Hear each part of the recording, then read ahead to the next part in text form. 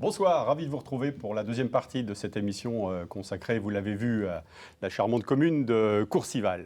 Ce soir, on accueille de nouveaux invités et bien évidemment nos chroniqueurs habituels, chroniqueurs et chroniqueuses. Bonsoir Christelle Fernando. Bonsoir. Bonsoir. Pascal Mariette, bonsoir. On Bonsoir. parlera du patrimoine de Courcival dans un instant. Et puis nos deux circassiens de service qui sont là ce soir pour nous parler du festival de Marolles-les-Braults qui se tiendra le week-end prochain. Bonsoir. Bonsoir à vous deux.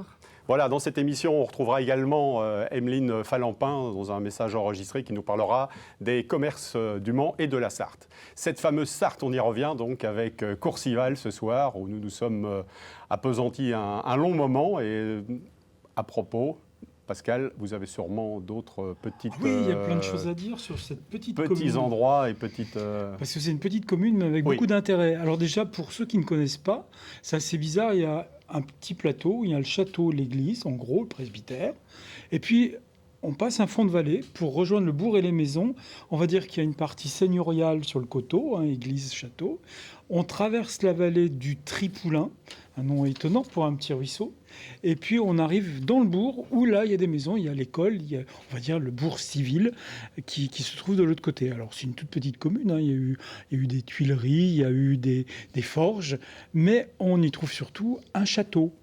Et un très beau château, mais qui est reconstruit, en fin de compte, au XVIIe, sur un château médiéval. Alors on peut imaginer, on parle beaucoup de... Je vous ai beaucoup parlé avec les émissions des modes féodales. Une mode féodale avec un château qui se situait à une centaine de mètres derrière les bâtiments que l'on voit aujourd'hui.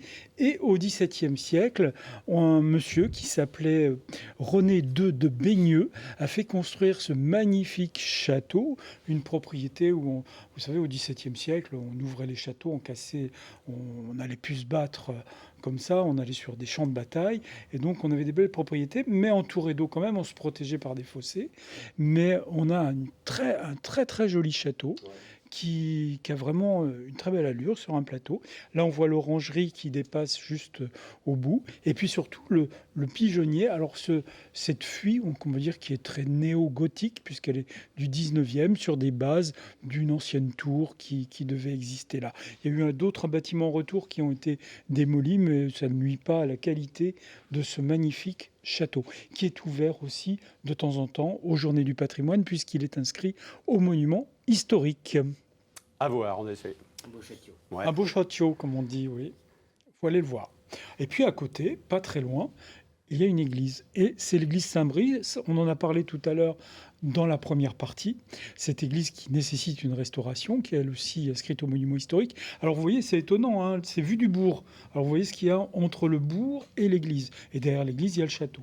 Et donc on est sur une magnifique église qui existait au XIe siècle. Saint-Brice, c'est un évêque de Tours qui a succédé à Saint-Martin, celui qui a coupé sa cape en deux pour donner à un pauvre, et donc il était évêque et canonisé.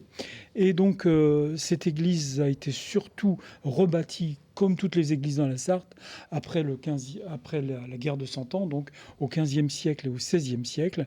Et surtout, on a rajouté un très grand transept pour y créer des chapelles seigneuriales. Et donc, ce gros clocher qui nécessite cette restauration et qui a aussi quelques traces d'un système défensif. C'est-à-dire qu'on se défendait quand même, on avait peur. Les églises permettaient aussi de se réfugier en cas d'attaque. D'autant qu'elle est en hauteur, on le voit voilà. Bien sur un... Tout à fait. Comme le château derrière. Donc on est vraiment sur un lieu stratégique. Et c'est une église dans laquelle sont organisés de façon sporadique des concerts, de jazz notamment, avec Patricia Lebeugle et puis Philippe Duchemin il y a peu, comme nous le disait le responsable des animations de Courcival. Ouais. Une très belle balade pour Courcival. Et puis à Courcival, il y a une autre histoire. Une autre histoire, c'est la famille Baudouin. Alors vous allez me dire, on va remonter au XVIIe siècle, comme le château, à l'époque que le château se construit, eh bien un certain René Baudouin va partir. Il va partir où ? En Nouvelle-France. Ça vous parle, la Nouvelle-France, c'est le Canada. Et il va aller s'installer là-bas. Mais les Baudouins, donc, ça va être la deuxième la deuxième famille de Baudouins qui s'installe au Canada. Et surtout, ils vont faire beaucoup de petits Baudouins. Donc on s'imagine au XVIIe siècle, ces gens qui partent, ils arrivent sur le Saint-Laurent, ils vont s'installer à côté de Trois-Rivières, à Champlain, donc ça vous parle peut-être, qui est toute une petite commune de 2000 habitants, voilà Champlain, et qui est connue pour son église, qui est classée là-bas. On ne dit pas au monument historique, j'ai noté comment on appelait les immeubles, on appelle ça des immeubles patrimoniables, classe exceptionnelle. C'est chouette. Hein, ah ouais. Donc, on a cette église que René Baudouin s'est occupé. Donc, cet habitant qui est parti, comme je disais, avec son frère et sa sœur, Jean et Madeleine. Mais surtout, il va se marier 3 fois, René Baudouin, et il va mourir à 90 ans. Il est né en 1645 à Courcival et il est mort à Champlain en 1735, mais il va faire d'un premier mariage 7 enfants avec Marie Raclot et 8 enfants avec Marie-Anne Beignet, qui étaient tous originaires évidemment de France. C'était des colons, ils allaient coloniser et surtout ils ont dû rencontrer les Indiens, et doublement René parce que René il a une activité au Canada qui est pour le traitement de la fourrure, qui va être vendu aussi en Europe, et donc il va être un des pères fondateurs, comme on dit, de ce secteur des Trois-Rivières et du Québec. Eh ben, super. C'est extraordinaire. Hein. Ouais, Comme c'est une belle beaucoup histoire. de communes, on a beaucoup de gens qui ont été... Il y a encore des Baudouins dans la Sarthe, hein, comme des Tremblay, mais ça fait partie de ces familles qui ont migré. Au XVIIe, c'est très très tôt le XVIIe siècle. Alors en plus, ces Baudouins, ils ont dû parler le québécois forcément, avec l'accent québécois. Merci Pascal pour ces précisions. La transition est toute trouvée. Avec le patois, parce que là aussi, on a l'accent patois, on ne l'a pas. Ma chère Christelle, avec ce soir un sujet qui tourne autour du vin, on va dire, hein, puisque on va dire que le climat, toutes les perturbations actuelles vous ont inspiré un texte pour exprimer justement toutes les modifications que ça peut apporter au niveau de... C'est ça. Le viticole. Le gars Pilou, il nous a un petit peu nayé la semaine dernière avec toutes ces eaux, avec les intempéries, puisque c'était le sujet sur le patois. Et moi, je me suis dit, même s'il faut mettre un petit peu d'eau dans son vin, parlons-en de ce vin. Alors, commençons par le commencement. Dans quoi les Sartois boivent le vin? Comment ils appellent le récipient, le verre, en fait? Comment ils le disent? Est-ce que vous savez? Oui. Un godillot. Ah, pas loin. C'est pas mal, c'est pas mal. Oui, bravo. Un cossio. Si. On boit le vin dans un cossio. Et puis, quand ils viennent à travailler dans les champs, ils disaient souvent, avec cette chaux-là, j'ai toujours ce. Qu'est-ce que ça veut bien dire? Avec cette chaleur... J'ai toujours soif. Oui, avec cette chaleur-là, j'ai toujours soif. Et puis alors maintenant, je vais vous faire deviner quelques expressions qui se cachent dans celle-ci. Allons-y. Alors, qui est-ce qui veut lire d'ailleurs l'expression? Mon gars Gaston, qui était viticulteur à l'homme, il prenait son cossio, puis qu'il enculottait pour chien. Mon gars Gaston, qui était viticulteur à l'homme, il prenait son cossio, puis qu'il enculottait pour le chien. Qu'est-ce que ça veut bien vouloir dire? C'est surtout la dernière phrase, le début, c'est facile. Enculoter le chien. Qu'est-ce que ça veut bien vouloir dire? Enculoter le chien. C'est peut-être remettre une tournée, non? Boire à satiété? Non. Est-ce que vous imaginez enculoter un chien? C'est pas bien pratique quand même. Pas vraiment, non. Ouais. C'est pas très rapide. Hein. Finir le dernier? Alors, ça veut dire ne pas mettre de temps à finir soit son assiette ou son verre. Ah, ok. Donc, ça veut dire qui buvait cul sec. D'accord. Voilà. Ok. Dimitri, on a retenu. On a retenu, c'est bon. Et puis qu'à force, il finissait par avoir une avoinée. Là, il se faisait engueuler. Eh ben non. Ah, donc c'est un piège alors. Ouais, c'est un piège. Avoiner. Un faux ami. C'est un faux ami. Par extension, oui, ça veut dire souvent se faire gronder. Ouais. Mais avoir une avoinée, tenir une avoinée, c'est... Une bonne... c'est-à-dire qu'il était sous? C'est ça. Une bonne... c'est que, voilà, il était un peu sous à force. Ok. Mais oui, comme il enquêtait pas le chien, il faisait cul sec et il est fini par avoir une avoinée. Et puis, qui prenait sa voiture... Hein? Et puis que des fois, la short, elle était bouldée dans le mi-temps du bray. La short, c'est la voiture. La short. Qu'est-ce que ça veut dire? Bouldée dans le mi-temps au bray. Oh, ça veut dire enlisé, bourdé. Dans le... c'est ça, hein, ouais, c'est ça. Elle s'enlisait et au milieu du champ, du bray. du Au fossé. bray, non, c'est du chemin, tout simplement du chemin. Voilà. Maintenant, quelques expressions qui veulent dire que le vin, ma foi, c'est bon. Alors, il disait, qui veut lire? Il toque bien, il a une saprée avaluer. Il toque bien, il a une saprée avaluer. Pour avaler, donc avaluer, c'est une bonne descente. Une bonne descente. Il boit bien, il a une bonne descente. Ah, okay. C'est exactement ça. C'est ça. Une autre expression, pour dire aussi que c'était bien bon. Allez, qui s'y lance? Dimitri. Hop, c'est parti. Ça vous passe dans la gorge comme le petit Jésus en culotte de Dieu. Ça vous passe dans la gorge comme le petit Jésus dans une coupe de vieux. Bon, grosso modo, ça veut dire que c'est bien bon, quoi. Que ça passe bien. Voilà, on dirait c'est bien goulayant, quoi. C'est bien goulayant, ouais. Ça passe bien, ça fait du bien, par où que ça passe. Eh bien, justement, il est bien goulayant, ce petit roucanet. Bah, il passe bien, ce petit rouge. C'est ça. Il est appréciable, ce petit vin rouge-là. Un goût de reviens-y. C'est ça. Maintenant, une expression pour dire que ils aimaient bien aussi le petit Janière. Alors... Qui est un vin de la Sarthe, comme tout le monde le sait. Il faut drôlement l'avoiner parce qu'il est locassier. Voilà. Pour dire que quelqu'un aimait bien le vin, il disait « il faut drôlement l'avoiner parce qu'il est bien locassier. » Locassier, là... je bute.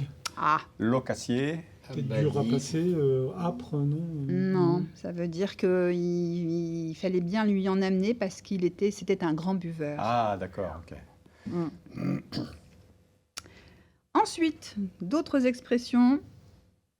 Juste pour finir, ce sera peut-être la dernière. Voilà, alors... Ça gaïval dans la knolle. Alors là, ça gaïval dans la knolle... C'est la même chose qu'il a une belle dégoulinante ou comme tout à l'heure... il n'oublie jamais de mouiller la meule aussi. Bon, ça veut dire la même chose. On va résumer, ça veut dire qu'il buvait comme un... Comme un trou. Comme un trou. D'accord. Voilà. Bon, voilà. J'espère ne pas vous avoir saoulé avec tout ça. Avec modération, chère Christelle. Toujours avec modération. Selon la formule consacrée. Évidemment, avec modération. Merci. Voilà. Merci pour cette démonstration. Merci. Alors les amis, vous avez appris les mots, j'imagine, ce soir. Ah bah oui, on a une interro-surprise après, du coup on est mal barré. Alors Benjamin Flamme et puis Dimitri, oui. Vous êtes le week-end prochain en piste, à l'occasion du festival du cirque à Marolles-les-Brault, sous un chapiteau éphémère, mais qui sera bien en place au moins pour 3 jours, parce que je crois que c'est déjà installé, bien évidemment, mais pour un spectacle. Oui. Alors c'est la combienième édition, Benjamin?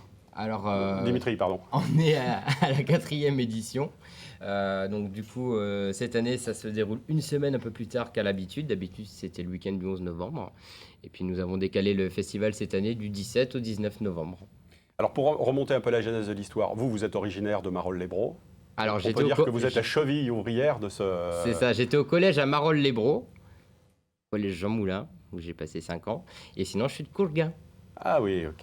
Ouais, mais vous êtes un vrai Sartois, c'est pour ça que vous connaissez un peu le patois. Ça va quand même. Ouais. Et donc, l'originalité, c'est ça, c'est que c'est vraiment l'un des plus gros cirques, on va dire. Parce que, bon, tout le monde sait ce qui se passe au Mans, mais là, franchement, dans la Sarthe, un chapiteau où vous pouvez accueillir 1400 personnes, je crois. Oui, 1400 sur 3 jours, places. C'est extraordinaire. Bah, c'est fabuleux, même pour Marolles-les-Brault. On double la population en un week-end facilement. Et après, le but, c'est de proposer un spectacle de qualité en milieu rural de cirque traditionnel. Alors, à vos côtés, Benjamin Flamme, vous êtes d'origine belge. Oui. Vous venez pour le festival. C'est votre première participation? Au festival, oui, c'est ma première fois ici en France, tout simplement. Et alors vous, qu'est-ce que vous allez présenter comme numéro? Moi, je fais un numéro de hula hoop. D'accord. Oui. Pour ceux qui ne savent pas, donc le hula hoop, c'est les cerceaux, et ça. On fait autour du ventre, au bras, un peu de manipulation. Alors, qu'est-ce que vous aimez justement dans l'esprit? Ouais, c'est ça. Ouais. Dans les années 60, ça marchait bien, ça. C'était mieux que Comme j'aime même. Ouais. Qu'est-ce qui vous plaît justement dans ce festival du cirque organisé par Dimitri? C'est vraiment magnifique d'organiser ça, je veux dire, et puis rencontrer d'autres artistes, pouvoir se produire dans une nouvelle ville, faire de nouvelles connaissances. C'est quelque chose qui me passionne dans ce métier, en fait. Ouais. Dimitri, c'est un festival international, puisque Oui. vous avez des artistes qui viennent d'horizons différents et de pays différents. Oui, on a eu la chance d'accueillir beaucoup de nationalités à Marolles-les-Braaux et c'est vrai que le festival, c'est le but aussi, c'est de rassembler un événement familial et convivial et en même temps d'avoir une ambiance familiale et conviviale avec nos artistes à chaque édition. Avec une présentatrice un peu spéciale, nouvelle, on va dire, cette année. Alors, Une artiste qui a déjà été elle-même circassienne. C'est ça, elle est circassienne de base et on a le plaisir d'avoir une femme qui présente le festival, une Madame Loyale. Ça court pas les rues, quoi. Ouais. Et puis Dans ce milieu de macho, des fois. et un invité que nos téléspectateurs connaissent pour l'avoir vu à la télé, qui est sartois aussi. Mais oui, Ah, c'est il y ça. a le Gadimi qui sera là aussi, voilà. Pour ceux qui ne connaissent pas, Alors, c'est un clown. Passe-Muraille. Ah oui, on a Passe-Muraille qui Voilà. vient le samedi soir. D'ailleurs, à propos, c'est moi qui fais une boulette là. Pour le coup, samedi soir, vous avez notre parrain Passe-Muraille qui sera présent. Et on a une petite surprise pour vous aussi. Ah, super. Voilà. Donc, on peut l'annoncer officiellement du coup. Eh ben, c'est sympa. Donc, samedi soir, on pourra voir Passe-Muraille. Est-ce qu'il reste des places à vendre, justement, pour le Alors. spectacle des 3 jours, sur les 3 jours? Oui, alors il reste des places. Attention, cependant, il y a certaines catégories qui se remplissent très très vite parce que victimes de son succès du coup. Par contre, il reste des places sur d'autres catégories et en majorité à toutes les séances. Donc n'hésitez pas à réserver vos places. Vous avez plusieurs moyens justement pour réserver vos places. Benjamin, un petit mot de la fin. Après le spectacle ici dans la Sarthe, vous allez émigrer dans un département voisin, on va dire. Oui, donc moi pour je vais, finir aller, l'année. je vais aller à Caen en Normandie pour la fin de l'année, faire un spectacle dans un cirque de Noël là-bas. Et Dimitri, vous, vos projets au-delà de Alors, Marolles? On a les spectacles de Noël également avec Benji, mon partenaire. Donc on va faire les clowns un peu partout dans le nord de la France. Donc on a programmé des spectacles pour des mairies, des comités des fêtes. Ah si, vous allez pouvoir nous retrouver à Saint-Calais, ville, voilà. pas loin pour le marché de Noël le 3 décembre, il me semble. Venez nombreux. Super. Merci Benjamin, merci Dimitri. Merci beaucoup, Rendez-vous Bruno. le week-end prochain à Marolles-les-Braaux pour Merci un beaucoup. spectacle qui en vaut la peine, assurément. On va retrouver dans un message enregistré notre collaboratrice Emeline Falampin qui va nous parler des commerces et des différents mouvements qui ont lieu au Mans et dans la Sarthe. Bruno, bonjour à tous, je suis ravie de vous retrouver aujourd'hui pour parler ensemble des mouvements de commerce sur la Sarthe. Je vous emmène tout d'abord au Mans pour parler d'une enseigne mythique qui va ouvrir ses portes sous un nouveau nom. Je vous emmènerai également à la Flèche pour parler d'un caviste qui a plein de nouvelles idées pour redynamiser son commerce. On fera un petit saut sur la galerie Auchan Zone Nord pour parler des mouvements de commerce. Et enfin, à Champagné pour l'ouverture de 2 nouvelles enseignes. Et malheureusement, on terminera par Coulennes avec la fermeture, cette fois-ci, d'un magasin. Tout d'abord, on part au centre-ville du Mans, même place de la République, pour découvrir Mimosa, qui ouvrira ses portes le 22 novembre en lieu et place de la pâtisserie Galant. Sylvain Guédon, qui est un ancien pâtissier, a décidé de reprendre cette enseigne que je dis mythique puisque Galant existait depuis 1985 et auparavant elle était aussi connue dans les archives du Mans sous le nom du Café de l'Univers. C'est un nouveau lieu avec une nouvelle ambiance, une déco plutôt années 20, années 30 et petite spécificité, nouveauté, il y aura également un bar à cocktail sur les 2 étages qui donnera donc sur la place de la République. Ça sera ouvert 7 jours sur 7 dès 8h du matin. Ensuite, je vous le disais, on part à La Flèche pour découvrir donc la cave fléchoise qui propose depuis quelques jours une offre de restauration. Michael Marchand, qui est le propriétaire, qui est donc le caviste, est désormais accompagné d'un cuisinier pour répondre à la demande depuis notamment la fermeture, je vous le disais il y a quelques jours, du restaurant de la Fleur de Sel en plein centre-ville. Cette cave à vin rue Carnot vous propose désormais de déjeuner pour une vingtaine d'euros. Et le samedi, maintenant le commerce sera fermé, mais vous pourrez toujours prendre de la vente à emporter. Ensuite, on retourne au Mans, comme je vous le disais, la galerie du Haut Shopping qui a un taux d'occupation à 100%, ce qui est assez rare dans les galeries puisque dans les centres commerciaux du Mans, ce n'est pas le cas, notamment Centre-Sud ou le Main Street aujourd'hui. Et cette zone commerciale qui est le Mans Nord accueille dans quelques jours l'ouverture du Sephora, donc le 2e au Mans, donc là sur la dernière semaine de novembre. Et cette ouverture suit de nombreuses ouvertures, puisqu'il y a également eu Columbus le 31 octobre. Il y a également eu la chaise longue qui sera présente jusqu'en janvier 2024 et Baïséa qui a remplacé le magasin Pantashop. Et on note également que le H&M est en travaux. Donc c'est une zone qui est attractive, qui risque de faire effectivement carton plein pour les fêtes de Noël. Ensuite, on parle sur la ville de Champagné de l'ouverture de non pas un, mais de 2 commerces. Le premier, les Couleurs des Mix, qui ouvre 20 rue Gustave Eiffel. Et le second, Mae Dog Trainer, qui est une éducatrice canine, Maëline. Les Couleurs d'Amy, vous pouvez la retrouver, donc c'est une esthéticienne qui propose maquillage, mais aussi des ateliers, des moments entre femmes pour des enterrements de vie de jeunes filles par exemple, et vous pouvez aller plus loin puisqu'elle propose également des photos, puisqu'elle est en collaboration avec un photographe. Et vous pouvez également découvrir Mae Dog Trainer, qui propose donc des bilans comportementaux pour les petits chiens, nos amis à 4 pattes, mais aussi des forfaits d'éducation pour l'éducation canine. Et enfin, moins bonne nouvelle, le magasin Tia, donc de saveurs asiatiques, qui avait ouvert à Coulennes, en face du collège, sur la rue principale, fermera ses portes le 18 novembre. Il avait ouvert le 24 juin 2022, mais face à la montée des prix, la dirigeante dit ne pas pouvoir faire face, et donc cette enseigne va fermer. Voilà, c'est tout pour aujourd'hui. Je serai ravie de vous retrouver à partir de la semaine prochaine en plateau. Je vous souhaite à tous une bonne journée. Merci Emeline pour ce tour d'horizon des commerces sartois. Je vais quant à moi remercier nos invités. Merci à vous d'être venus. Merci les circassiens. Rendez-vous ce week-end à Marolles-les-Braaux. Quant à nous, on se retrouve dans quelques instants pour la troisième partie de l'émission avec François Engoulevent, un skipper sartois.